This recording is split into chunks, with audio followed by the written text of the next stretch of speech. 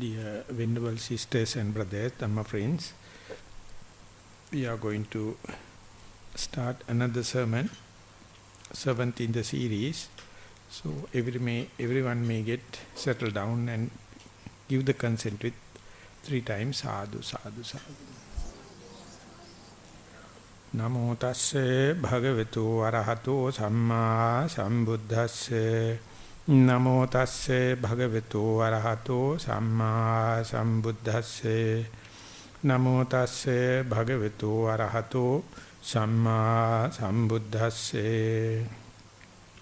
Punacha parang ananda bhikkhu amanachikaritva Padavi sanyang amanachikaritva akasanan chayatana sanyang Vinyanan chayatana sanyang paticca manasikaroti ekattang titi. Dear venerables, Dhamma friends, we are, as I mentioned, on the 7th sermon along this series, and throughout we were taking the particular discourse delivered by the Buddha as the main topic, namely the Chula Sunyatha Sutta. You find in the Majjhima Nikaya, middle length sayings. They say that shorter version of the abiding by voidness. So, step by step, and the Buddha explained to Venerable Ananda what does it mean by entering into this voidness and abiding by voidness in a very systematic way, step by step, and more you go to the depth along this discourse, each and every step become very, very radical, very, very impromptu kind of steps, and demanding so much of practice, as well as rational thinking or radical thinking. Otherwise, there are a lot of chances for you to misunderstand or to entertain doubts.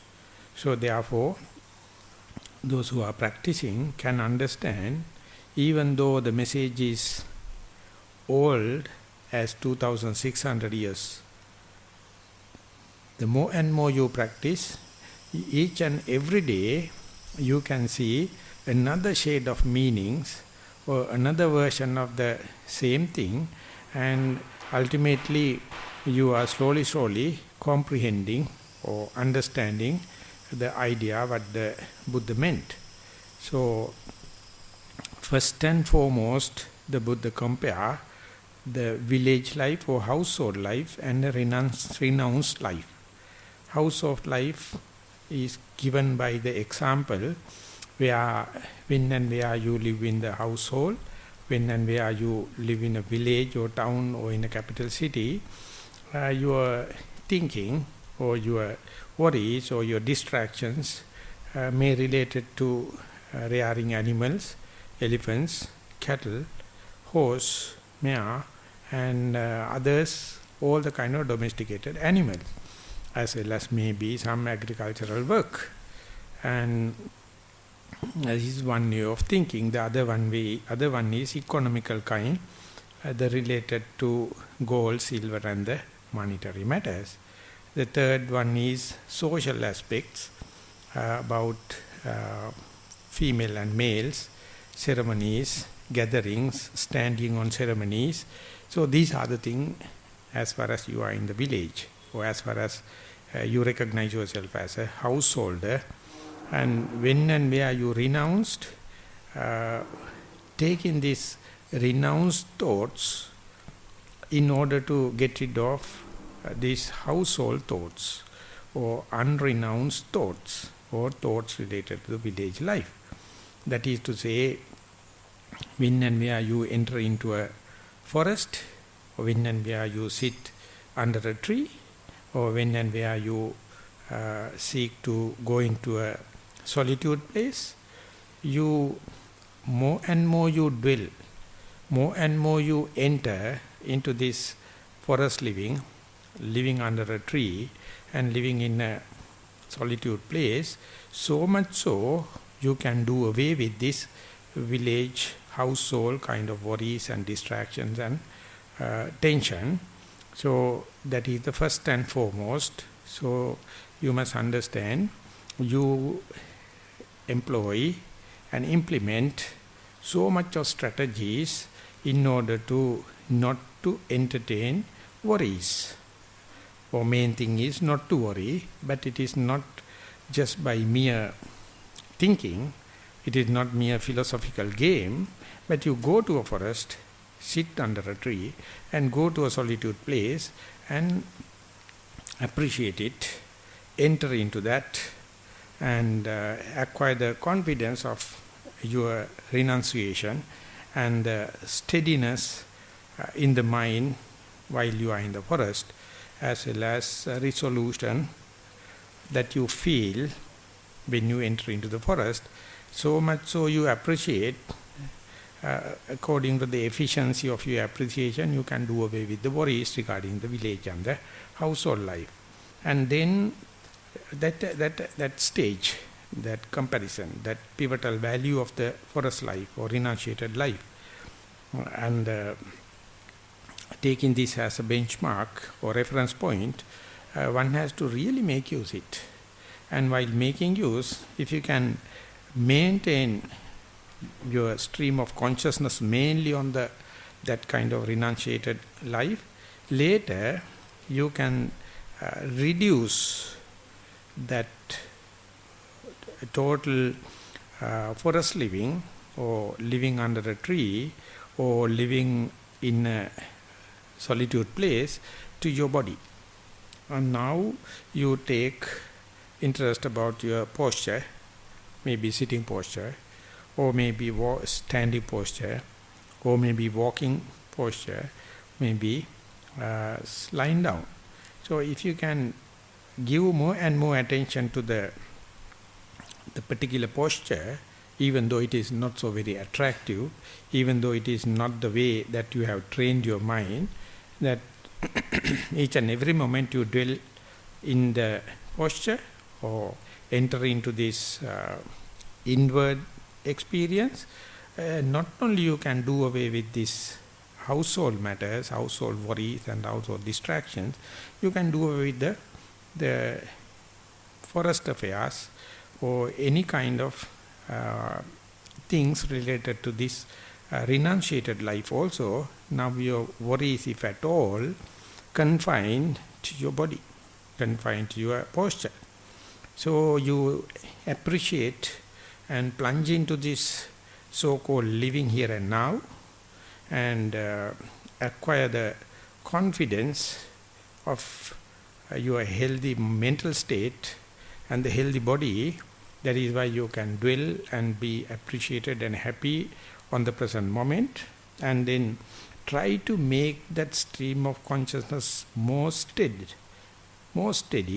steadfast as much as possible in here and now. And then you feel resolution, you feel the then and there benefits under your very nose. As far as you are keeping the attention limited to the posture, all the worries regarding the external world you can do away with. So that is the way, that is the concept the Buddha conveyed to Venerable Ananda, telling entering into the voidness or dwell by voidness. That means you are devoid of worldly worries, devoid of worries related to the forest life, but there are certain amount of distractions, certain amount of friction, certain amount of tension, how to keep the stream of consciousness in the body. Of course it is a task, but the effort you take can be justified by the amount of worries you can do away with. So that one, then and there, you have to calculate, you have to appreciate, you have to justify more and more. Therefore you know why you are sitting, and try to be mindful in your sitting posture. There is no second person can come and justify your sitting. And it is not to show off the other people. It is there is no other mystical powers. It is a mere under your very nose experience. So when and where you come to here and now, you can say, as much as mind is dwelling upon this, here now I am sitting, or here now I am standing, or here now I am walking, or here now I am lying down. These are the 4 cardinal postures. Once that is understood, you can take the same training further whenever the posture junctions are there, from sitting to stand, and standing to walk, and from walking to lying down, or any multifacets, changes in the posture. Each and everyone confine the worries into your body, or say the materiality or corporeality. And each time you must understand why you keep the stream of consciousness in the body as the jurisdiction, because you can do away with all the worldly worries.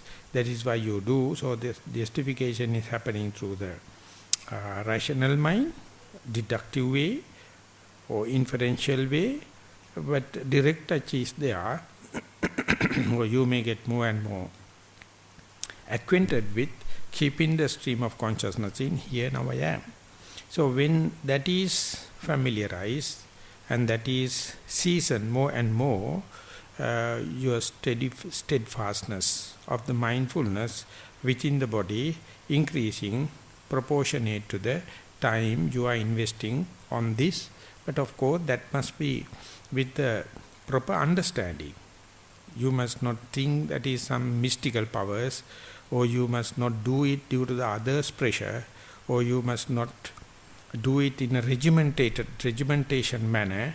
You must have kind of a down-to-earth experience also. When you are sitting, the posture must be very relaxed. And when you are standing, the posture must be very relaxed. When you are walking, it must be effortless.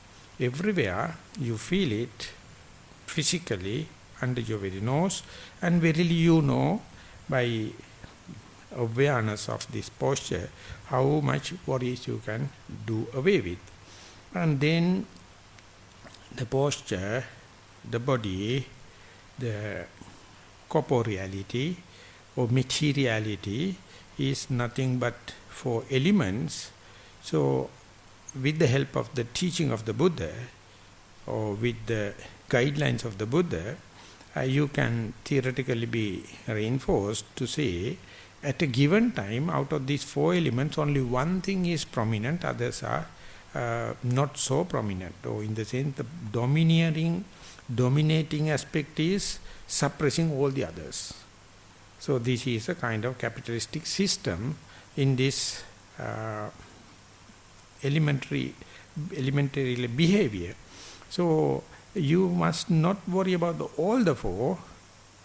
Your responsibility, your mindfulness further can be focused, one-pointed or singleness to the prominent, the elementary characteristics or element, namely the air element or earth element or fire element or water element. In this particular sutta, in the Chula Sunyatha, Buddha take the earth element as an example. So in our meditative life or in our residential retreat, we can say air element is more prominent in sitting meditation as far as you concentrate on the in-breath and out-breath or rising and falling. And earth element is more prominent in walking, where the soul is touching the hardness and the softness of the earth.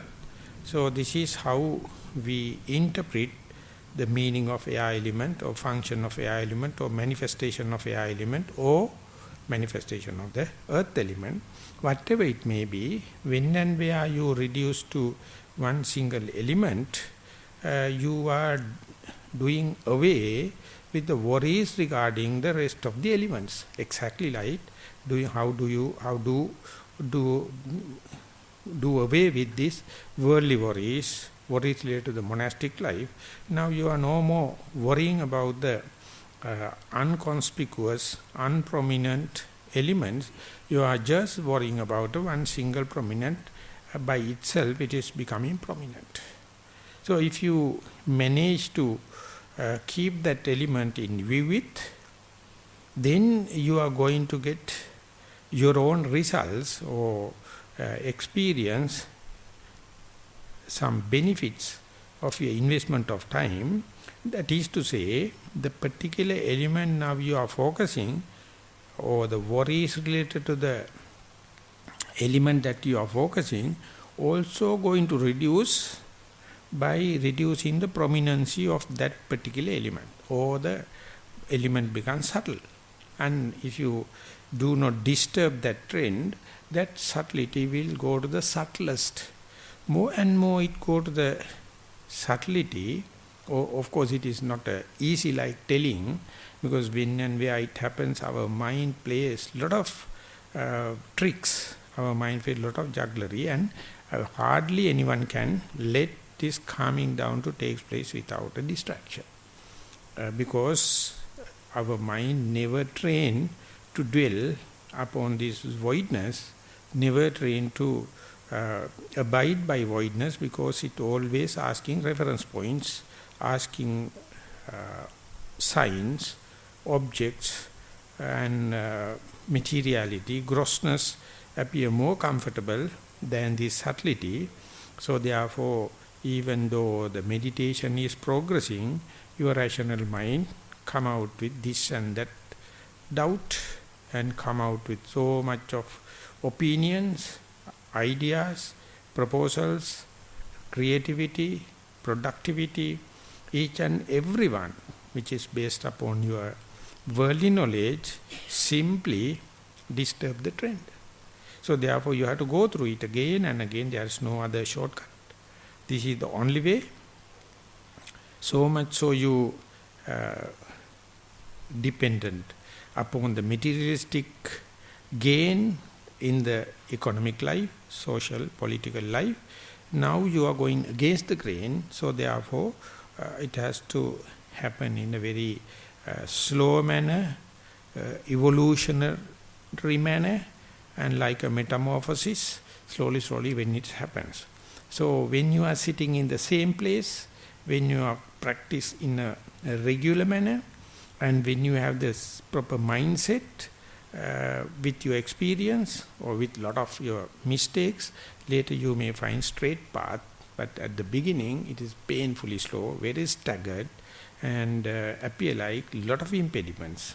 Some or the other, if you can go into this subtlety and appreciate this subtlety, or abiding by subtlety, or entering into subtlety, is almost synonymous with the abiding by voidness, or abiding by, or entering into voidness.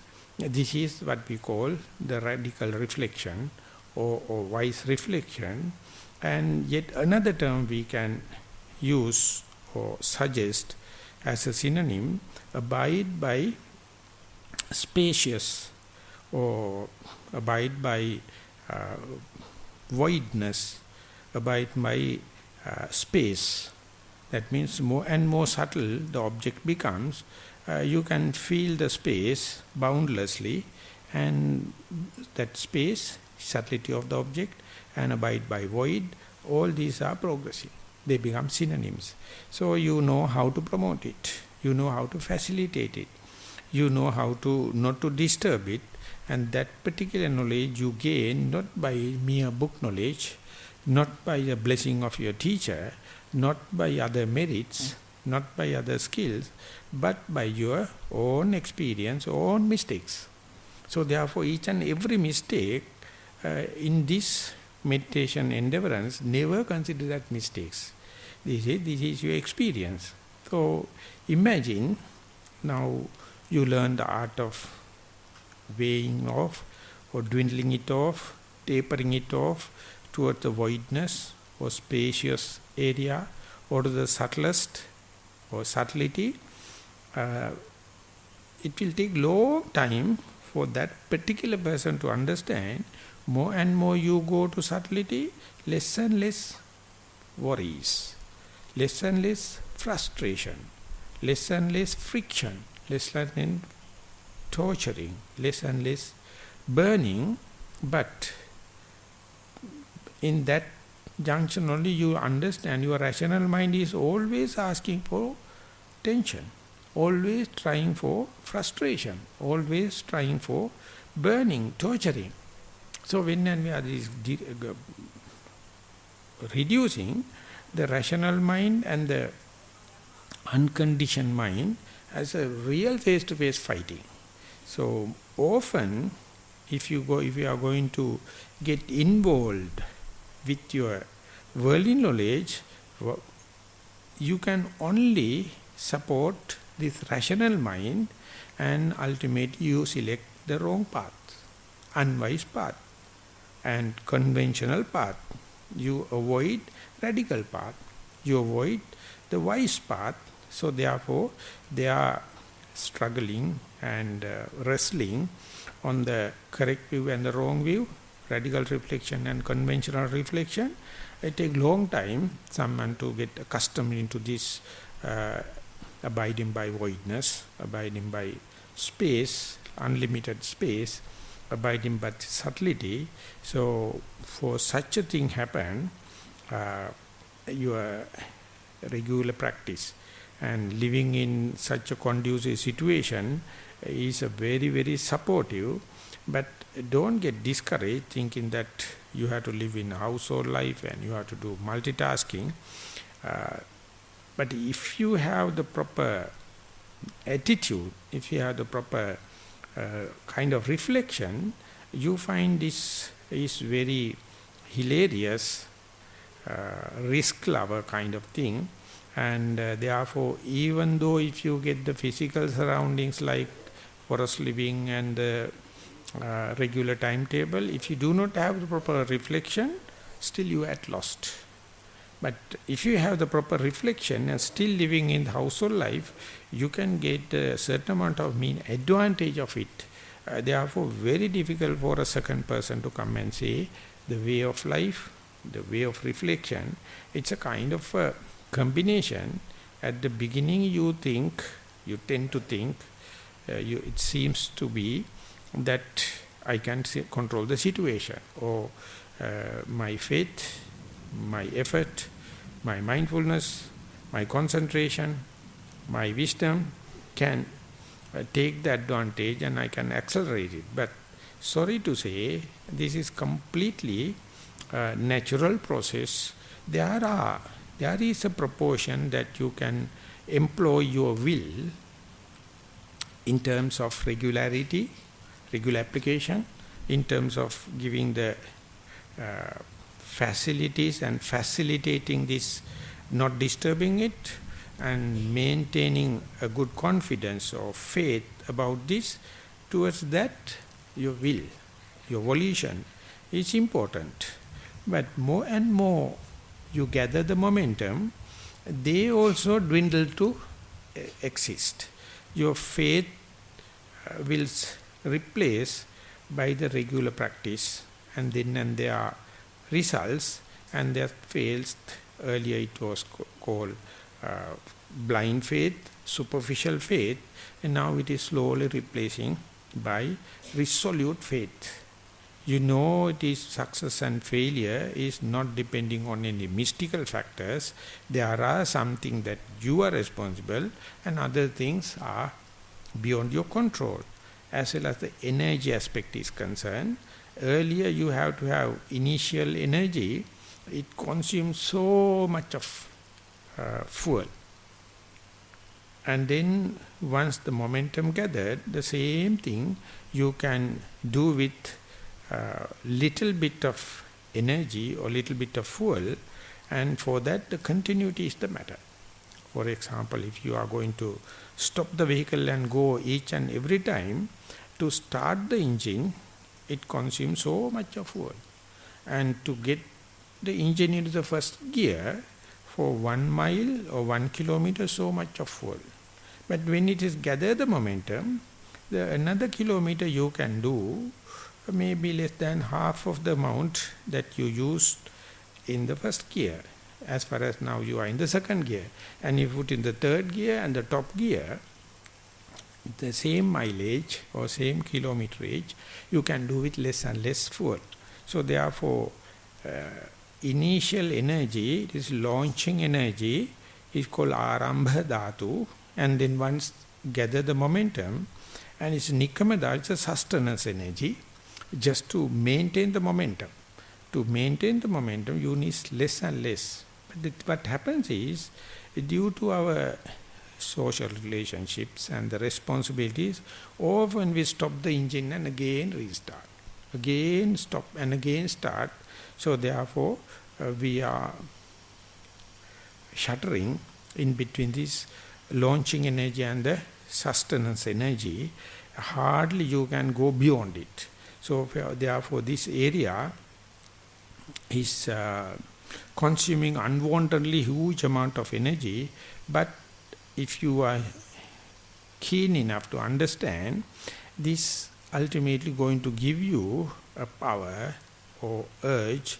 Once you started the engine, best thing is to use it for longer time and get the sustenance, momentum, so that amount of energy is less, and instead the wisdom you have to incorporate more and more.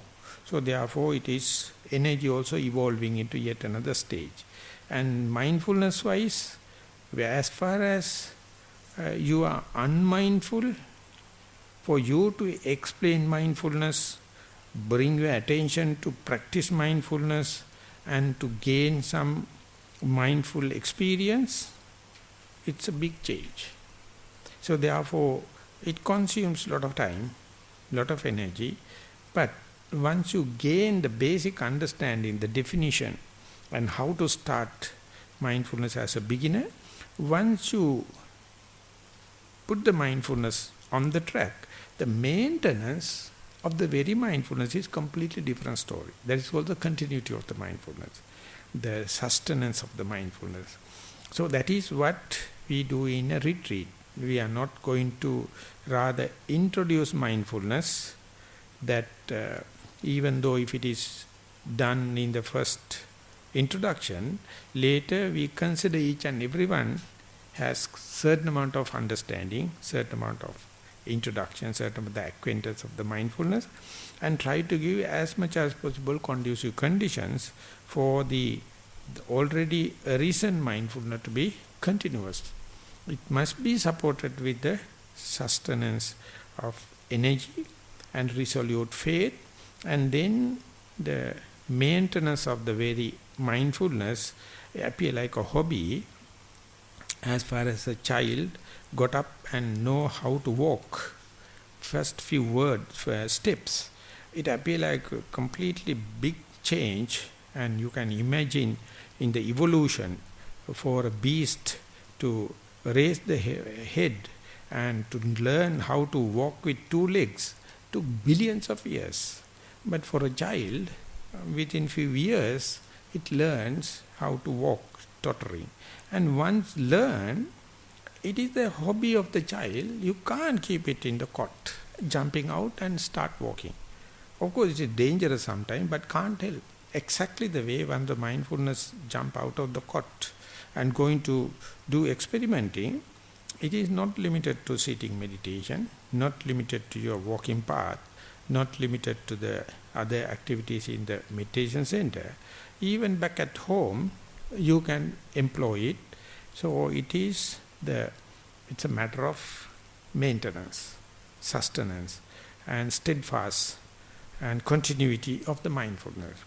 So if you wish to teach someone to introduce mindfulness, don't talk about this second stage of mindfulness where you have to teach is only the introduction. To the unmindful person, this is what does it mean by the mindfulness, and you have to tell the basic preliminaries suitable for a beginner. Just like a infant food or half digested food for a child. But if you are going to tell the hard facts about the maintenance of the mindfulness, the sustenance of the mindfulness, the steadfast mindfulness, hardly a beginner can understand. So therefore, but when you are teaching to a beginner something, but when you are practicing the sustenance, you know what are the conducive conditions and ways and means to maintain the mindfulness. And exactly the way the first glimpse toward the concentration, maybe samatha or vipassana, is a big change.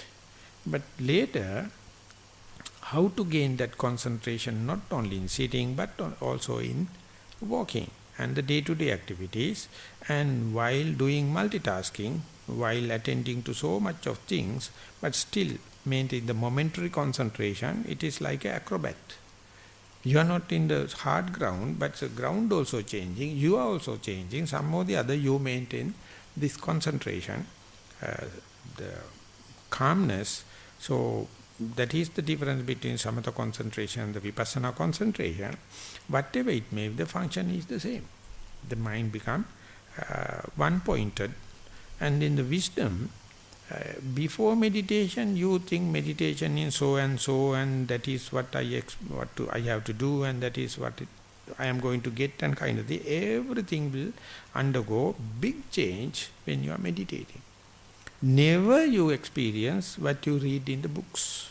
Never you experience what you dreamt to be a meditator. It's completely new. That is why the difference between the book knowledge and the practice. So when it is faith, energy, mindfulness, concentration and wisdom is gathering the ways and means to sustain, that directly you can understand the time period between your object of meditation and the noting mind. More and more these faculties gaining the ground, you can keep the object face to face. And if you select the air element in breathing, you can understand the breath at the beginning gross and then subtle. And if you know how to sustain without entertaining doubts, without letting your mind to fall into sleep, without you get up and go, and without disturbing your faculties, then when the subtlety happens, you feel as if now fairly you know the art of seeing through the materiality, seeing through the corporeality. And when you see through something, it's completely different from what you see. As if that if you are observing a wall hanger or wall picture, you can see the picture, maybe it is watercolors or oil paint, but when you see through, you can see the picture is in the canvas. When and where you see the picture together with the canvas and compared with the without the canvas you are an aesthetic person. You are entertaining the picture. You are entering the proportion and the color combination. But when you see that together with the canvas, your aesthetic values somewhat become physical, somewhat become technical, somewhat become scientific. And that is how you see through the picture and to see the canvas. So wherever you practice your insight meditation and learn the art of seeing through and how to observe or how to discern or how to get acquainted with this voidness amidst of all the materiality or space between so-called hard solid matter and subtlety among the materiality, can't help. Once you see it, you are bound to see wherever you go. Maybe after a successful sitting, when you go out and see, hardly you can see any solidity. Everywhere it is fragile, it is fit together, and fragility you are bound to see. So that is the internal fight between the rational mind and the totality. Keep on practicing, keep on happening. So if you are in a area where other people also meditating and role models are there, advanced yogis are there, of course you are better off than the places where no more meditators. So when it is happening, you start to see the space, start to see the voidness, and that is what in the vipassana point of view or insight point of view, living or abiding by the space, abiding by limitless space. But whenever you read the canonical presentation Akasanan Chayatana, it is completely a samatha state. It's been explained as the Rupa Jhana or non-material sphere. So hardly one can think without having jhanic experiences, without having samatha jhana, samatha samadhi or samatha concentration, can one abide, can one enter into this space? Or is it the same thing what the Buddha meant? But still it's an open issue. But only thing is, if you see more and more you practice, you can see through the object, you can see the vast space, endless space, and subtlety of the object, and huge amount of solitude and relaxation and contentment. This is what you have to interpret as the Akasanan Chayatanya, even though it is not solidified as the Samatha Jhana. So you develop familiarity with the Akasanan Chayatana. That means soon you sit, within 2-3 breaths time, easily you can abide. You can enter into this space. And this is becoming amazing, because earlier you used to stay 35 minutes and 45 minutes like to be with the breath and to calm it down and go into see-through situation. But if you are regularly practices, especially in a residential retreat and intensive meditation, soon you sit 2-3 breaths time, you can see this vast space. Or if you need specific strategy, what you can do is just observe the end of the out-breath. 2-3 out-breaths time, it is cut through and go to space. Or otherwise, soon you sit, even without consulting the breath, you feel that as far as the mind is inwardly, introvert, and you see the vast space is there. There's no any object necessary. Earlier what you did was you appoint an object and see through it. You appoint a sign and see through it. Now once the seeing through, the technique of seeing through become familiarized, you need no any kind of a sign, no objects. Directly you can close your eyes and you see the vastness is there. So this is the momentum, this is the familiarity. So wherever you go, you find as far as you are appreciating this solitude, appreciating this inward looking and the contentment, this nature, or to give the characteristic to nature, to understand that I am not dead. The experience to understand that I am not sleeping. The experience to understand I am not unconscious. So see here, now I am living, awake and mindful. Each and every moment our brain is expecting that kind of a sign from the living body. This communication is there. Upon that only all the other nonsense happens. All the other nonsense create frustration, create discrimination, create tension. So at the rock bottom, you can feel that I am not dead, I am not unconscious, I am not sleepy. So that experience, irrespective of your posture, wherever you go, whenever you develop the confidence, you find from the morning wake up to the sleep, throughout, you can have a certain amount of blanket application and maintain kind of a mindfulness. Of course, when the sitting meditation is very deep and the walking meditation is little and the day-to-day activity is very thin, but the continuity is there. So more and more you practice. Earlier you used to ask, what is the best posture for me to be mindful? Now you may ask, what is the posture I cannot be mindful? Each and every posture is completely open. So this is how the changing happened from dwelling upon the voidness and entering into the voidness is kind of an art, and it is not something you earn. It is just mere the attitude or the perspective. Instead of seeing the picture, now you can see through the picture together with the canvas. The canvas is always there. And it is not a matter of, it is not a result of meditation. But of course, without meditation, you can't have this perspective just mere by psychological game. So both has to go in hand. So when and where you discern, discriminate, delimit this space, often you feel like it is the greatest achievement, because now you can see through the matter.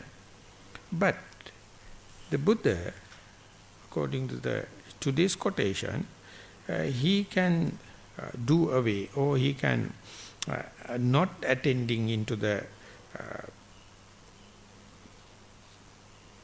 perception of I am living in a forest, or not attending to the perception of that I am here now I am, and space. There is an internal kind of under the carpet mechanism is there, how the consciousness is going to take the mean advantage of this space. That is very tricky. I will try my best to present it, thinking this is what the Buddha meant. So consciousness at the beginning dwell upon the understand the difference between the in-breath and out-breath. As far as you are discerning the in-breath and out-breath, you can say, I am conscious about the breath. And later you discern the subtle breath versus the gross breath. So as far as you know the subtle gross breath, reduce the subtle breath, you are conscious about the temporal changes or evolution of the breath.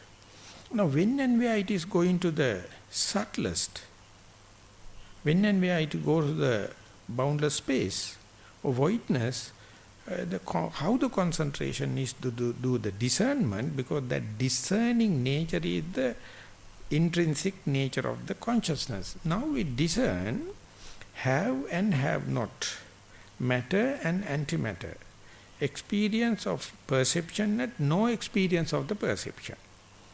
So these two, it's a function of the consciousness.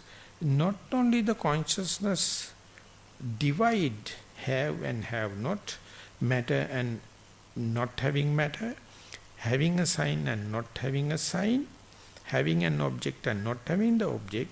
Soon it divide, blinding your attention to the have not.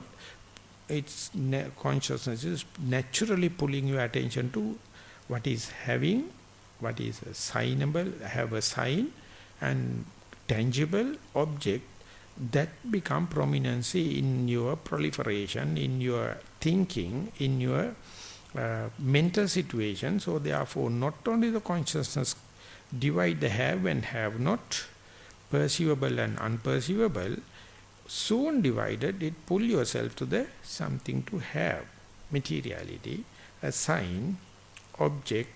So then onward you think, you proliferate, you make stories about what is having.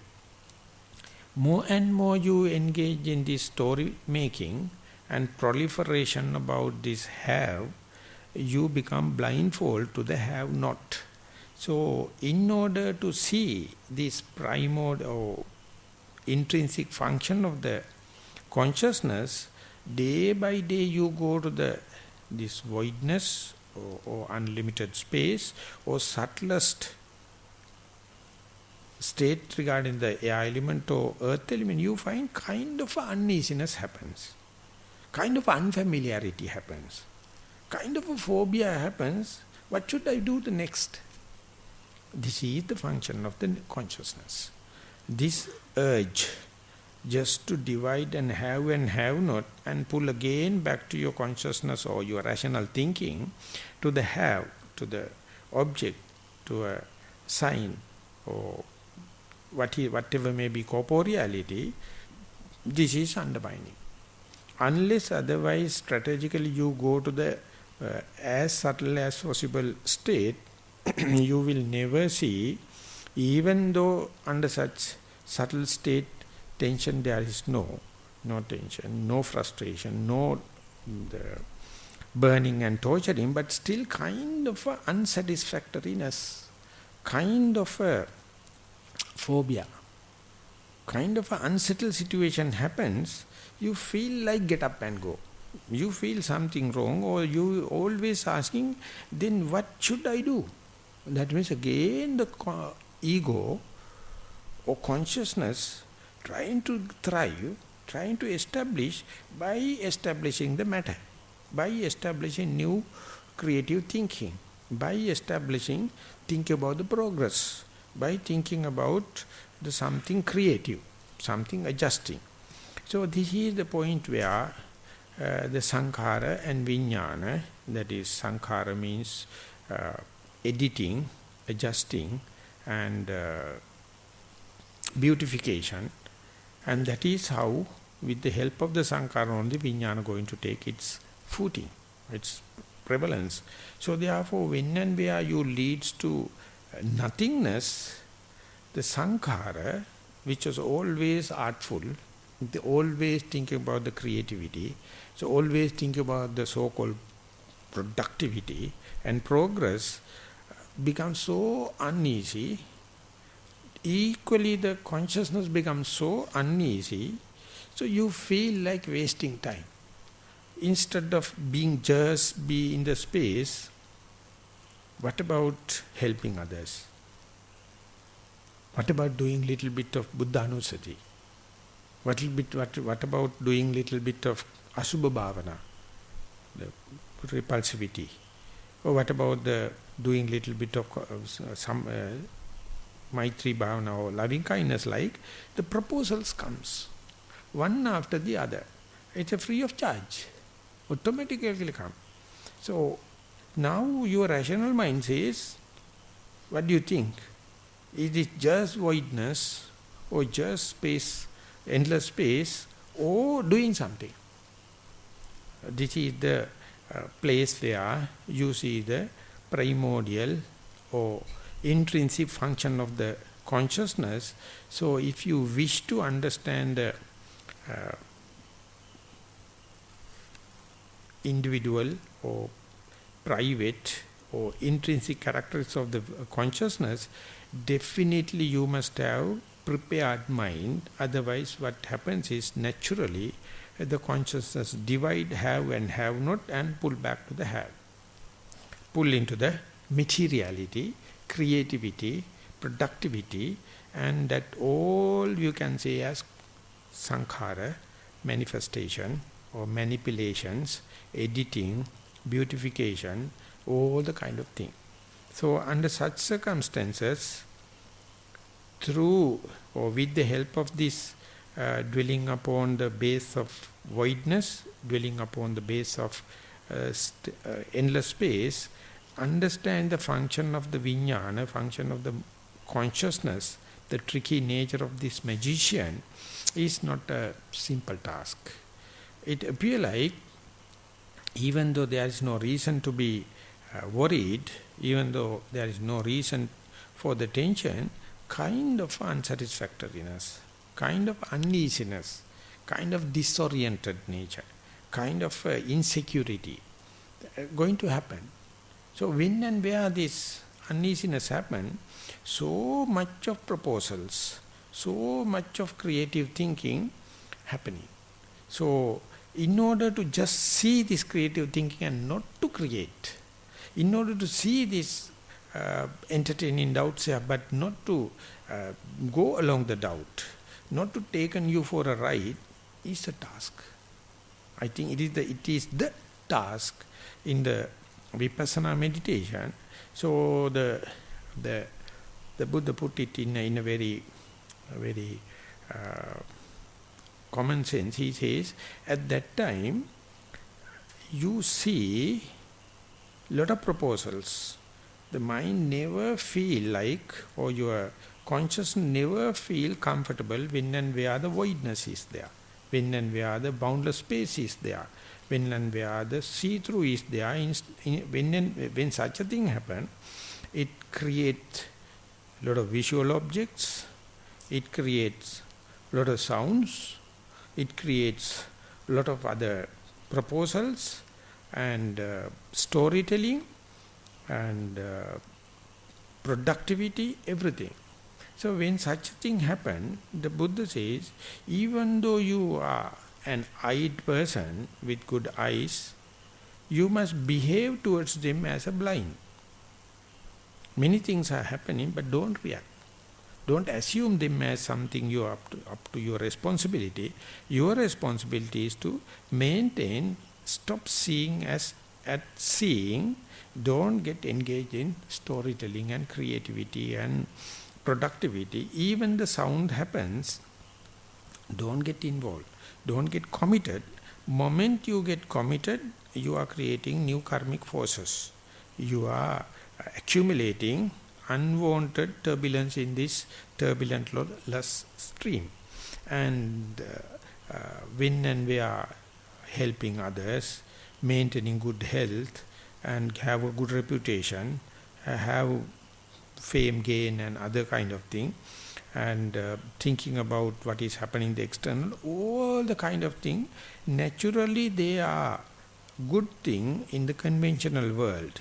But when and where you reduce your meditation to this subtlety, these things appear like bubbles appearing in a bog or in the muddy places. These bubbles are appearing. And you can understand as and when happen how much your mind is going to assume them. This is me, this is mine, this is myself. Moment you assume, it will take you for a ride. And you will be a creative thinker, or you may be listening to the conceptual sounds, or you may be thinking about the hallucination as a reality. And when this thing happens, you, of course, in between the concept and reality, then the Buddha says, now the consciousness is finding a base, a substrata for it to thrive. Because that you strategically, you reduce the matter into the antimatter or see-through and subtlety. So consciousness is without a foundation, without a base. It can't establish now. It has become floating. So it become very nauseatic. It become very unsteady. So it either in the conceptual world or reality find some kind of a base, some kind of a solidity, some kind of a substrata. So in the Dutiya Chetana Sutta, the Buddha says, Yancha Cheteti, Yancha Pakappeti, Yancha Anuseti, Arambana Metang Hoti Vijnana Satitya. At that time, whatever you think, volitional thinking, or your determinations, or your will, or maybe underlying tendencies, one or the other thing, the consciousness take it as footage, foundation. So, you are very innocent, of course, but your will, your conscious thinking, or your underlying tendencies, you brought throughout the samsara, they come without your consent. And Vijnana is going to exploit them going to make use them, and therefore Vijnana is always happy as far as you have ambition, as far as you have creativity, as far as you have any determination, as far as you have volition or creative thinking, or you are underlying tendencies. So the Buddha says, how much you manage so far to restrain your physical and verbal deeds, not to disturb the other people on the ethical grounds, on the ethical responsibilities. That is what you call restraining of the physical and verbal deeds. And that is very conducive for the meditative life, and it is eco-friendly. You are good with the other society, good. And exactly like restraining your physical deeds and verbal deeds, underlining the mental proliferation or mind, the minimum requirement of the mind, also now going to take a chance as far as there are no physical and verbal misdeeds, or rather there is no substantial physical and verbal deeds. So therefore mental deeds are going to happen, and they are when and where the consciousness is going to make stories and make creativity, make editing, adjustments, unless otherwise you note them and restrain them. Restraining means unassuming. Restrain means non-reaction. Restrain means observe them but behave like a blind person. Listen to them, behave like a dumb, and even they appear to be very intelligent, behave like an idiot, and at last behave like a corpse, and see how these things are happening. So they are asampajana mano sankhara, the mental actions taking place without your consciousness, without your consent, going to run the whole show. And observing that, you are not observing your mind, you are observing the human mind. That is what happens underneath. That is what this is not the tip of the iceberg. This is what happening in the iceberg under the water. That is called subconscious. Each and every person think they have will, they have determination power, they can restrain everything, governable. I am the executive, I am the householder, and therefore they keep on fertilizing it. The moment you stop fertilizing, the moment you stop feeding it, then only you can see whether you fertilize it or not. Under the carpet, huge game is happening. Existence is taking place. It is not asking your consent, but now you have reduced your whole game, not by physical deeds, not by verbal deeds, but the mental deeds. So when it is happening, you have to make a decision. I think the term decision will be wrong, not to make a decision. This is the point that you have to be very tricky in using the language. So you have to have an appointment with the disappointment, so you will never get disappointed. But it is very difficult to put into words. Or you have to make a determination. I will never make a determination. Let everything happen. I will not get involved by making a will or determination or volition or sankhara. And that is the point, the utmost restrainment. It is not much related with the physical and verbal, but mental. And there, the Buddha came out with so much of tactics. First and foremost, you have to reduce the meditation to see through the matter, see through the corporeality, see through the concrete so-called matter. And when and where they become merge each other, then you have to expect the consciousness is going to divide the having and not having, matter and the antimatter. Soon it divides, naturally you pull back to the materiality, pull back to the have, and pull back to me. So to see it, but not to get biased into the have or to the matter or to myself. Now you have a chance to see have and have not, me and not me, matter and antimatter, how can you maintain that mental state for longer time? Then only you can understand the role of the magician. So that is the maximum patience, maximum equanimity, maximum unshaken mind. So this kind of a mind is almost like an arahant.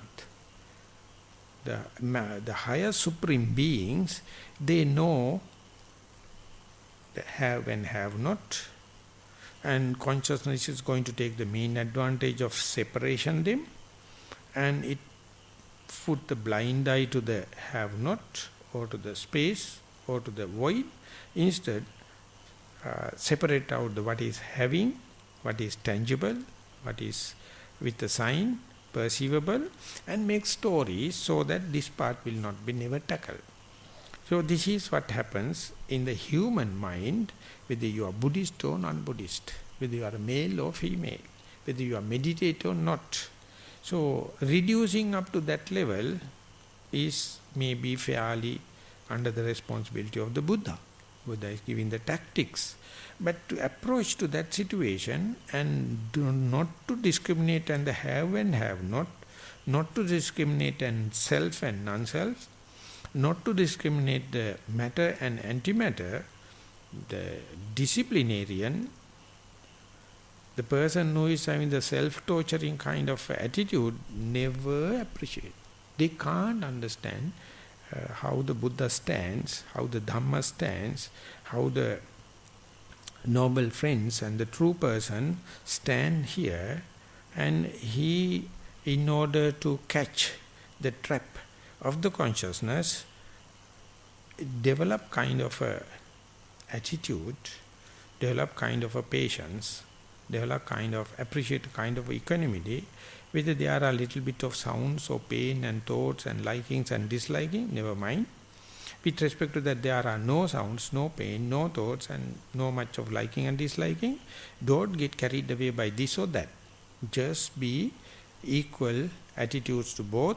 That is what we call not to react with the vicissitudes of the world, whether it's a gain or lost, it's a pain or pleasure, whether it's a popularity or unpopularity, notoriousness. Both of them, if you can develop the equipoise mind, if you can develop the equanimous mind, you can be unassuming, you can be non-reaction. It appears unethical. To the rational mind, it appears like unethical. So much so, you are giving a footage to the consciousness to establish. Regain the consciousness, regain the controlling power, and it is laughingly and happily gain the controlling power. Immediately you feel tension, immediately you feel frustration, immediately you feel tortured, but your existence is nothing but this torturing. Your existence is nothing but this frustration. So as far as you expect the existence, that means you expect frustration. You expect this tension. So you understand there's no second person cursing you and creating trouble to you, creating frustration. You have a natural desire for have with compared to the not have. Matter with respect to the antimatter. Friction to the frictionless, because friction is full of dramatic, full of eventful.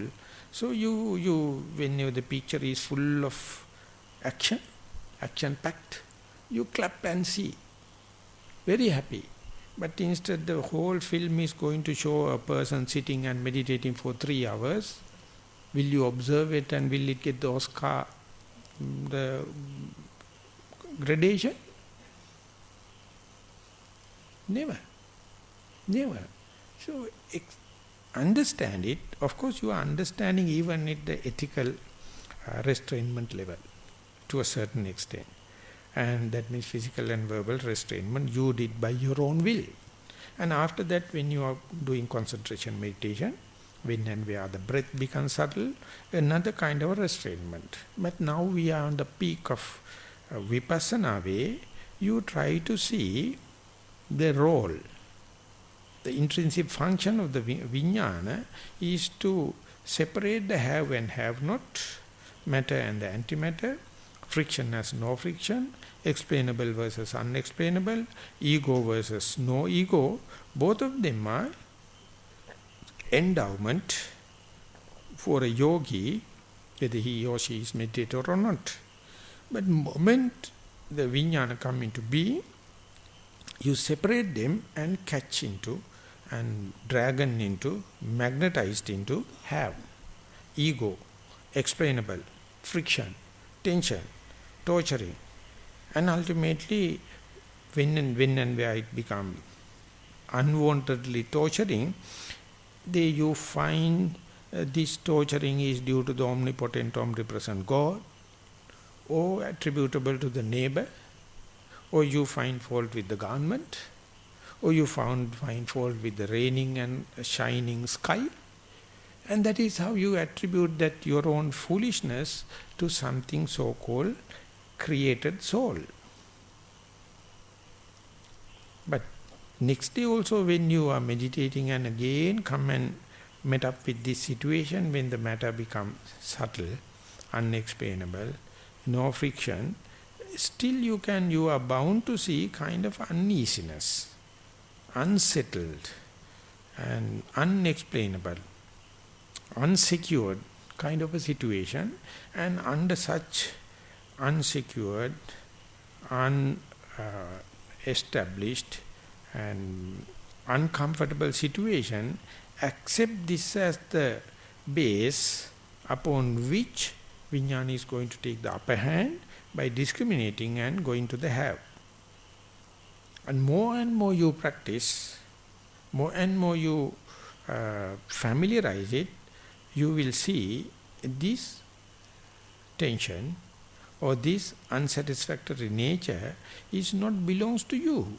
This is the human mind. This is the basic state. Instead of accepting it as the truth of suffering, you discriminate have and have not and magnetize into the have. Magnetize into what is explainable. Magnetize into what is egoistic, what is tension. So when that happens, you find omnipresent. You are the omnipotent, omnipresent God. Which one you select never happen without advice from the outside. Your mind, or the conscious mind, or rational mind, deductive mind is always pulled to the have, to known, to the sign, to the perceivable, to the explainable, to the ego. And have and have not, you will never see this as a important discrimination, and you never think, after understanding the have and have not, still dwelling and familiarizing and seasoning and acquaintance with the have not as the majority, equally with the have. That's the combination for you to have the lack of tension, that is to have lack of frustration. But you, when and where you try to, even though you understand this message and try to implement it, you see how difficult, just like the magnet, the north side is pulled into that northern pole, exactly you separate it, consciousness pull you into the have, the grossness, the matter, the explainable. So then and there you become egoistic. Then and there you can compare with the others and conceit can happen, and the desire or craving or lust can come into being. When and where you give the equal weight to the have and have not, explain and unexplainable, ego and non-ego, no discrimination, no conceit, ego can't get upper hand, and you see under such circumstances, as far as you have the ignorance, ego is going to get the better share, lion's share, and ultimately you justify your own ignorance, and that is what we call reasoning. That's what we do from the morning to evening. You do all the foolish thing, take conscious decision to wrong side. And when we are asking someone, you give so much of reasoning, I did this is due to that and this and all, but all are conceptual thinking. So you never accept that you are the very person out of ignorance selected this have, selected this explainable, selected this perceivable, selected this tangible, selected this matter, selected this egoistic part. But meditation wise, often you can go to this void, you can go to the timeless, spaceless space endlessly. But even though it is going there naturally, you pull back to the have, that is the function of consciousness. So therefore the Buddha says, when and where the Chetana, Pakappana and Anusaya, that means your volitional activities and creative thinking and underlying tendencies going to happen, try not to have, not to employ, not to implement these volitional activities. You have already stopped the volitional physical activities, you have already stopped the volitional verbal activities. Now you are training yourself not to get committed and not to make a conscious decision or volitional decision to do this or not to do this, have this and not to have this, likings and disliking.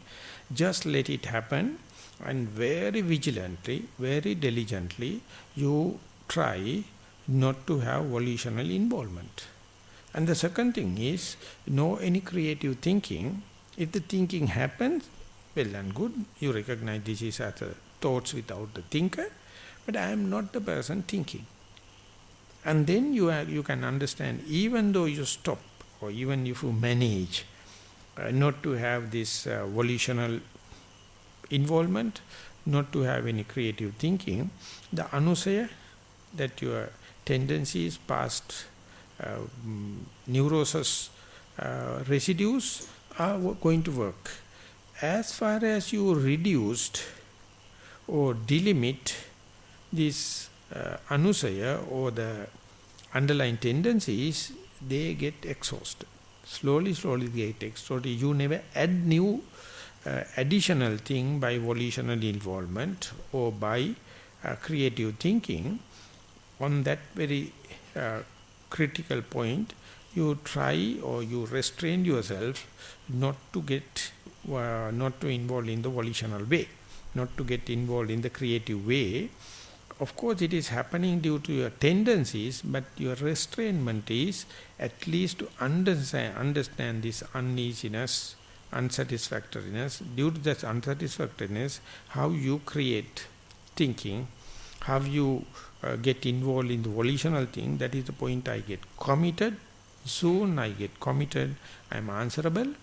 But the Buddha, first he set an example. He says, reduce to that level and employ the last restrainment, that is the mental restrainment, not to have a will, not to have volitional activities, not to have creative thinking, but think involuntary happenings.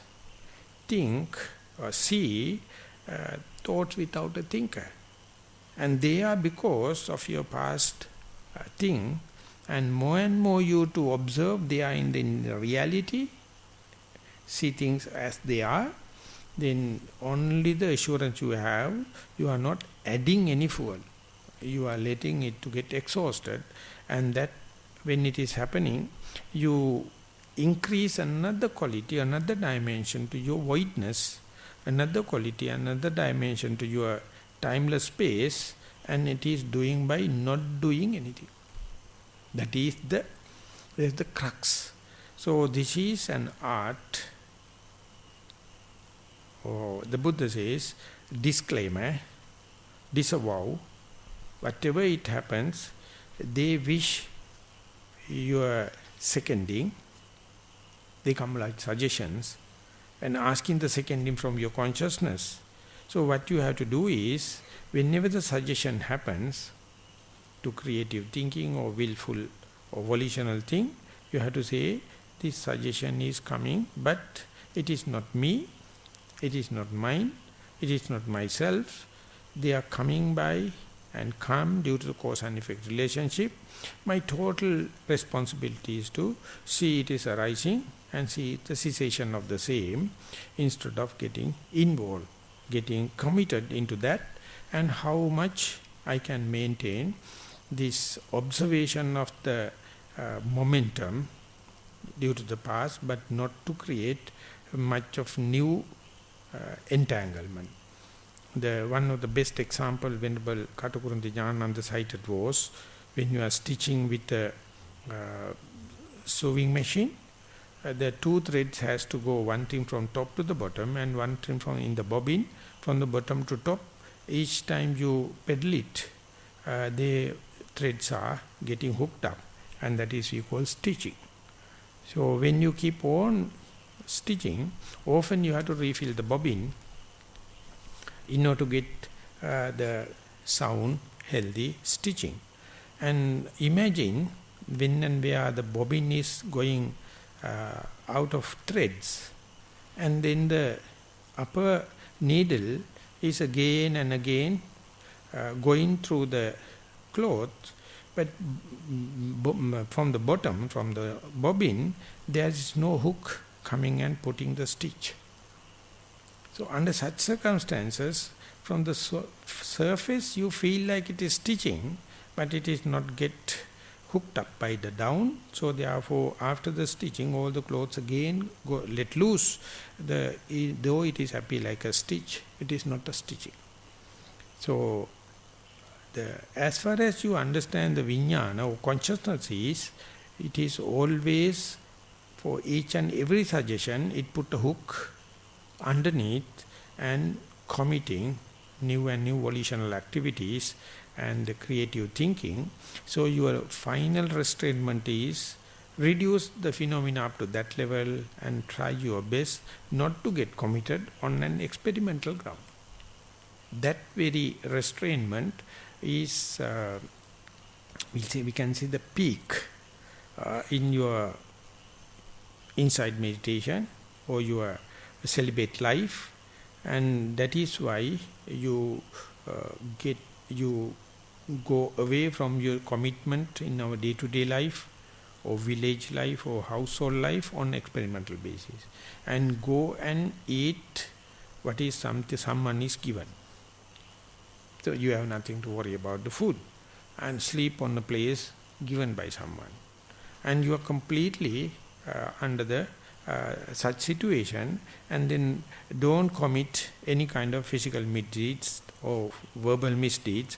Keep the stream pure from the physical and verbal misdeeds, and reduce the materiality to the utmost, almost to the void, and feel and see how can I maintain the stream of consciousness without seconding each and every suggestion, without getting committed to this thoughtless thinking and these volitional activities, volitional prompting and creative thinking.